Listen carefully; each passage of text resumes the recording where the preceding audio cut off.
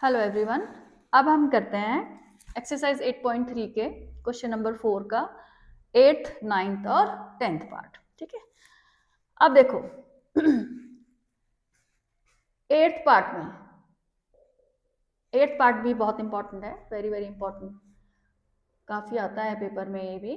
ठीक है, अब इसमें हमें दे रखा है sine A plus cosec A का whole square plus cos A plus sec A का whole square is equal to 7 plus cot square A plus tan square ए।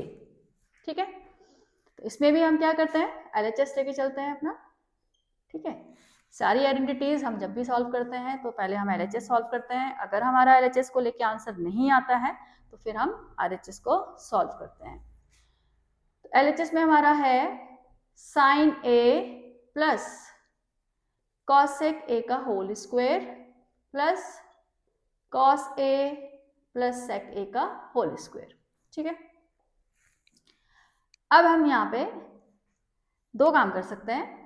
एक तो हम डायरेक्ट आइडेंटिटी लगा दें यहाँ ए प्लस बी होल स्क्वायर की दोनों में, या फिर हम पहले कॉस सेक को साइन में कन्वर्ट कर लें, उसके बाद आइडेंटिटी लगा दें। ठीक है, तो हम पहले डायरेक्ट आइडेंटिटी लगा देते हैं, उसके बाद हम कन्वर्ट कर लेंगे। तो sine A plus cos sec A यानी कि A plus B whole square की आइडेंटिटी लगाएंगे। Sine square A plus cosec square A plus 2ab। ठीक है, A plus B whole square A square plus B square plus 2ab। ऐसे second bracket में लगाते हैं A square plus B square plus 2ab। तो मैंने पहले आइडेंटिटी लगा ली। ठीक है, उसके बाद अब देखो थोड़ा सा आंसर पे भी ध्यान देते हैं। आंसर में हमें चाहिए cot square A tan square A. तो हमारे पास आइडेंटिटी होती है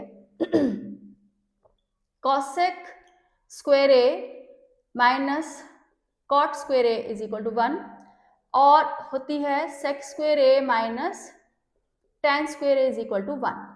तो ये आइडेंटिटीज मैंने क्यों लिखी है, मैं तुम्हें ये बताना चाह रही हूँ कि हमारा आंसर कॉट और टेन में है। ठीक है, तो हम यहाँ कॉसेक को डायरेक्टली कॉट में कन्वर्ट कर सकते हैं और सेक को भी हम डायरेक्टली टेन में कन्वर्ट कर सकते हैं। तो मतलब यहाँ पे कॉसेक स्क्वायर ए और टेन सेक स्क्वायर ए को साइन कॉस में कन्वर्ट करने की जरूरत नहीं है। ठीक है, क्योंकि हम कॉसेक स्क्वायर ए को क्या लिख सकते हैं 1 प्लस कॉट स्क्वायर ए, और सेक स्क्वायर ए को क्या लिखेंगे हम 1 प्लस टेन स्क्वायर ए। तो ऐसे ही लिख लेंगे हम यहाँ पे, इनको साइन कॉस में चेंज नहीं करेंगे। उससे पहले sine square A plus cos square A, तीन आइडेंटिटी होती है हमारे पास total. Sine square A plus cos square A is equal to 1, 1, 2 and 3। तो देखो sine square A plus cos square A को क्या लिखेंगे हम 1। ठीक, उसके बाद कॉसेक स्क्वायर ए को लिखेंगे हम 1 प्लस कॉट स्क्वायर ए। उसके बाद सेक स्क्वायर को लिखेंगे हम 1 प्लस टेन स्क्वायर ए। तो मैंने कन्वर्ट किया sign square A plus cos square A को क्या लिख दिया 1, कॉसेक स्क्वायर ए को लिख दिया 1 plus cot square A, sec square A को लिख दिया मैंने 1 प्लस टेन स्क्वायर ए। ठीक है, अब बचा हमारे पास 2 साइन ए कॉसेक ए। यहाँ पे हमें कॉसेक को लिखना पड़ेगा 1 अपॉन साइन, क्योंकि हमारी आइडेंटिटीज स्क्वायर फॉर्म में होती हैं। और यहाँ पे कॉसेक ए है, कॉसेक स्क्वायर ए नहीं है, साइन ए है, साइन स्क्वायर ए नहीं है। तो यहाँ पे हमने कॉसेक को 1 अपॉन साइन लिख दिया। ऐसे इधर 2 कॉस ए, सेक ए को भी हमने 1 अपॉन कॉस ए लिख दिया, क्योंकि सेक और कॉस रेसिप्रोकल होते हैं, साइन और कॉसेक रेसिप्रोकल होते हैं। तो देखो ये हमारा कैंसिल हो जाएगा, ये भी हमारा कैंसिल हो जाएगा। अब देखो 1 प्लस 1 प्लस 1 3 हो गया, प्लस 2 क्योंकि ये भी कट हो गया, प्लस 2 प्लस 2 कितना हो गया 7। ठीक है, तो 1 प्लस 1 प्लस 1 प्लस 2 प्लस 2, तो हमारा कितना आ गया 7, और कॉट स्क्वायर ए आ गया और साथ में टेन स्क्वायर ए आ गया। ठीक है, तो देखो यही हमारा आंसर है। तो अगर किसी क्वेश्चन में हमें ऐसा लग रहा है कि हम किसी भी आइडेंटिटी को यूज करके किसी भी ट्रिग्नोमेट्रिक रेशियो को डायरेक्टली कन्वर्ट कर सकते हैं, तो फिर वहां पे साइन कॉस में कन्वर्ट करने की ऐसी जरूरत नहीं होती है। ठीक है, तो जैसे इसमें मैंने कॉसेक स्क्वायर ए और सेक स्क्वायर ए को डायरेक्टली टैन कॉट में कन्वर्ट कर लिया, लेकिन ये वाला कॉसेक ए और ये वाले सेक को मैंने साइन कॉस में कन्वर्ट किया है। ठीक है, अब देखो 9th पार्ट, मतलब हमें अपने आंसर को सॉल्व करना है, अपने क्वेश्चन को सॉल्व करना है अपने आंसर के हिसाब से।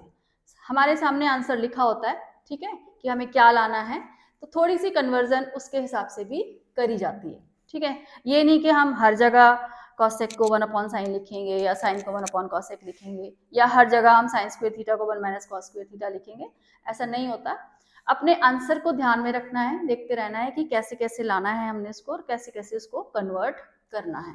ठीक है, अब देखो 9th part, cosec a minus sine a, sec a minus cos a is equal to 1/tan a plus cot a। अब इसमें भी हम अपना LHS लेके चलते हैं। LHS में हमारा है cosec a minus sine a और sec a minus cos a। ठीक है, अब देखो यहाँ भी हमारा स्क्वायर फॉर्म में नहीं है, तो हम आइडेंटिटी ऐसे यूज नहीं कर सकते हैं, क्योंकि tan और cot में हमें आंसर चाहिए। अब cosec a है यहाँ पे, cosec स्क्वायर a नहीं है, तो हम ये वाली आइडेंटिटी यहाँ पे यूज नहीं कर सकते हैं। तो इसलिए अब हम यहाँ क्या करेंगे, इस वाले cosec को 1/sin लिखेंगे माइनस साइन ए। ठीक है, cosec a को लिख दिया 1/sin a और ये वाला sine A as it is रहा। ऐसे यहाँ पे 1/sec a को लिखेंगे हम 1/cos a माइनस यहाँ पे cos a ऐसे ही रहेगा, sec को हमने कन्वर्ट कर लिया। उसके बाद हम एलसीएम लेंगे, क्योंकि जब भी फ्रैक्शन होता है हमारे पास तो हम एलसीएम ही लेते हैं। तो साइन ए हमारा यहाँ पे एलसीएम हो गया, तो ये 1 माइनस साइन स्क्वायर ए आ गया, और cos a हमारा यहाँ एलसीएम हो गया, तो 1 माइनस cos स्क्वायर a आ गया। ठीक है, अब हम यहाँ 1 माइनस साइन स्क्वायर ए को cos स्क्वायर ए लिख सकते हैं। ठीक है, अब यहाँ पे स्क्वायर आ गया है, तो हम ये वाली आइडेंटिटीज यूज कर सकते हैं। तो 1 माइनस साइन स्क्वायर ए क्या होता है हमारा, cos स्क्वायर ए अपॉन साइन ए। ऐसे यहाँ पे 1 माइनस cos स्क्वायर ए को हम क्या लिख सकते हैं, साइन स्क्वायर ए अपॉन cos ए। तो देखो एक साइन हमारा ये कैंसिल हो जाएगा, एक हमारा cos कैंसिल हो जाएगा। तो आंसर हमारा आया है यहाँ पे cos a इंटू साइन ए। तो हमने अपने LHS को सॉल्व कर लिया है जितना वो सॉल्व करा जा सकता था, और आंसर आ गया cos a sin a, लेकिन हमारा आंसर अभी भी नहीं आया है। तो ऐसे केस में हम क्या करते हैं, इसको यहीं छोड़ते हैं और अपने RHS को सॉल्व कर लेते हैं। RHS में भी हमारा tan a प्लस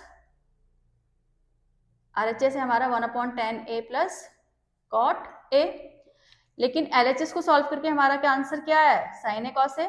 इसको भी हम अब क्या करेंगे, sin a cos a में कन्वर्ट करेंगे। tan को क्या लिखते हैं हम, sin अपॉन cos a, और cos को क्या लिखते हैं हम, cot को क्या लिखते हैं हम, cos upon sin a। Numerator as it is रहेगा, न्यूमरेटर में कोई कैलकुलेशन नहीं होगी, सिर्फ डिनोमिनेटर सॉल्व होएगा। अब डिनोमिनेटर में हम एलसीएम ले लेते हैं, cos a इंटू साइन ए हमारा एलसीएम आ गया, cos a into sine A. Denominator में जो भी टर्म होती है उनको मल्टीप्लाई करके एलसीएम, फिर इधर आएगा हमारा sign square A plus cos square A.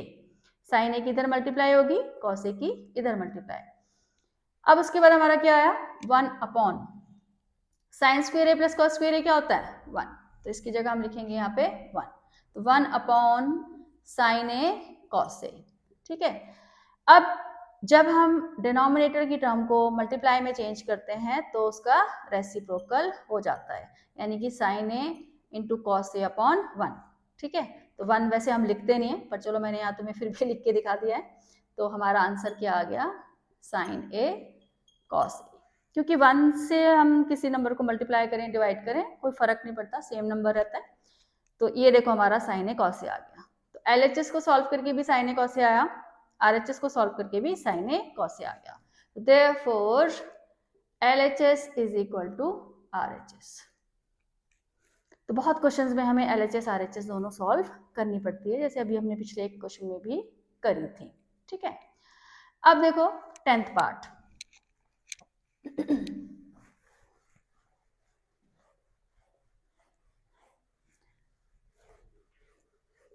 10th part में हमें यहाँ पे 3 टर्म्स दे रखी हैं, मतलब LHS RHS नहीं है। LHS RHS में यहाँ पे हमें 2-2 टर्म्स दी होती थी, LHS और RHS, लेकिन यहाँ पे 1, 2, 3 टर्म्स दे रखी हैं। ठीक है, अब देखो 10th पार्ट में हमारा 1 प्लस tan स्क्वेयर ए अपॉन 1 प्लस कॉट स्क्वेयर ए। तो इनको हम टर्म्स को नाम दे देते हैं, ये फर्स्ट टर्म, ये सेकेंड टर्म और ये थर्ड टर्म। ठीक है, 3 टर्म्स यहाँ पे हैं। तो मैं पहले फर्स्ट टर्म को सॉल्व कर रही हूँ, फर्स्ट टर्म को सॉल्व कर रही हूँ। तो फर्स्ट टर्म को सॉल्व करके देखते हैं कि क्या आंसर आता है हमारा। ठीक है, अब देखो 1 प्लस tan स्क्वेयर ए है, तो 1 प्लस tan स्क्वेयर ए को हम क्या लिख सकते हैं, 1 प्लस tan स्क्वेयर ए को लिख सकते हैं हम sec स्क्वेयर ए। इसकी जगह हम क्या लिखेंगे, sec स्क्वेयर ए। और 1 प्लस कॉट स्क्वेयर को क्या लिखेंगे, यहाँ से देखो कॉट स्क्वेयर ए उधर चला जाएगा, तो 1 प्लस कॉट स्क्वेयर ए आ गया, तो यानी कि cosec स्क्वेयर ए। ठीक है, उसके बाद sec को क्या लिखेंगे हम, 1 अपॉन cos स्क्वेयर ए, क्योंकि sec हमारा क्या होता है 1 अपॉन cos, cosec क्या होता है 1 अपॉन sin, और इसके नीचे लिखेंगे हम cosec स्क्वेयर ए को लिखेंगे 1 अपॉन sin स्क्वेयर ए। और उसके बाद फिर वही काम करेंगे हम, जब डिनोमिनेटर को मल्टीप्लाई में चेंज करेंगे तो रेसिप्रोकल हो जाएगा इसका। तो ये आ गया हमारा sin स्क्वेयर ए अपॉन cos स्क्वेयर ए, और sin अपॉन cos क्या होता है हमारा tan स्क्वेयर ए। तो फर्स्ट टर्म को हमने सॉल्व किया, तो फर्स्ट टर्म को सॉल्व करके हमारी थर्ड टर्म आ गई। ठीक है, चलो अब सेकेंड टर्म को सॉल्व करके देख लेते हैं। सेकेंड टर्म को सॉल्व करके क्या आता है हमारा, second term 1 minus tan A upon 1 minus cot A का होल स्क्वायर। ठीक है, अब इसमें होल स्क्वायर की आइडेंटिटी लगा भी सकते हो तुम और नहीं भी लगा सकते हो, बिना लगाए भी हम सॉल्व कर सकते हैं और लगा के भी सॉल्व कर सकते हैं। तो मैं यहाँ पे tan को कन्वर्ट कर रही हूँ sin अपॉन cos में, और नीचे भी cot को कन्वर्ट कर रही हूँ cos अपॉन sin में, और मैं यहाँ पे आइडेंटिटी नहीं लगा रही हूँ। ठीक है, ब्रैकेट के अंदर ही मैंने tan को sin cos में कन्वर्ट कर लिया और cot को cos और sin में कन्वर्ट कर लिया। अब उसके बाद न्यूमरेटर का अलग एलसीएम लेंगे, डिनोमिनेटर का अलग। तो न्यूमरेटर का एलसीएम आ गया cos ए, और ये आ गया मेरा cos ए माइनस sin ए। ऐसे ही डिनोमिनेटर का लेंगे एलसीएम, तो sin ए, और ये आ जाएगा मेरा sin A minus cos A, और बाहर ये whole square as it is चलता रहेगा। उसके बाद जब हम वही सेम ऊपर कि डिवाइड वाली टर्म को मल्टीप्लाई में चेंज करेंगे तो रेसिप्रोकल हो जाएगा, cos ए माइनस sin ए अपॉन cos ए। न्यूमरेटर तो एज इट इज रहता है, डिनोमिनेटर को, ये पूरा डिनोमिनेटर है मेरा, इसको मल्टीप्लाई में चेंज करेंगे तो रेसिप्रोकल हो जाएगा, और ये बाहर स्क्वायर एज इट इज। ठीक है, अब देखो यहाँ पे, यहाँ cos ए माइनस sin ए है और यहाँ sin ए माइनस cos ए है। तो मैंने एक और क्वेश्चन में तुम्हें बताया था कि कहीं भी अगर a माइनस बी है तो उसको हम माइनस साइन कॉमन लेके b माइनस ए लिख देते हैं। ठीक है, तो यहाँ भी देखो cos ए माइनस sin ए है, तो यहाँ भी मैं क्या करूँगी, माइनस साइन कॉमन लेके इसको sin ए माइनस cos ए लिखूंगी। ठीक है, क्योंकि टर्म सेम है, अगर हम यहाँ से माइनस साइन कॉमन ले लेंगे तो sin ए माइनस cos ए बन जाएगा, और वो फिर इसके साथ कैंसिल हो जाएगा, अपॉन cos ए। तो sin A upon sin A minus cos A. और ये हम काफ़ी क्वेश्चंस में ऐसा करते हैं कि a माइनस बी को b माइनस ए में कन्वर्ट करने के लिए माइनस साइन कॉमन लेते हैं। तो देखो अब ये पूरा हमारा sin A minus cos A cancel हो गया, और साइन अपॉन कॉस क्या आ गया हमारा tan, यानी कि माइनस tan ए का होल स्क्वायर। और जब हम माइनस साइन का स्क्वायर करते हैं, अगर हम कभी भी -1 का स्क्वायर करते हैं तो क्या आता है -1 इंटू -1 यानी कि +1। अगर नेगेटिव साइन की पावर इवन है, नेगेटिव साइन की पावर अगर इवन है तो हमेशा आंसर हमारा क्या आता है पॉजिटिव। तो यानी कि ये हमारा क्या आ जाएगा tan स्क्वायर a। तो माइनस का हमने जब स्क्वायर किया तो वो पॉजिटिव हो गया और ये tan स्क्वायर a आ गया। तो यानी कि हमारा सेकेंड टर्म को सॉल्व करके भी थर्ड टर्म आ गया है। ठीक है, तो इसका मतलब क्या हुआ कि फर्स्ट सेकेंड और थर्ड तीनों टर्म क्या है हमारी इक्वल है, क्योंकि फर्स्ट थर्ड के इक्वल आई है, सेकेंड थर्ड के इक्वल आई है। तो इसका मतलब क्या हुआ फर्स्ट और सेकेंड भी दोनों टर्म आपस में इक्वल हैं। ठीक है, तो ये हमारा चैप्टर 8 एनसीईआरटी से खत्म हो गया है। अब हम मिलते हैं नेक्स्ट चैप्टर में।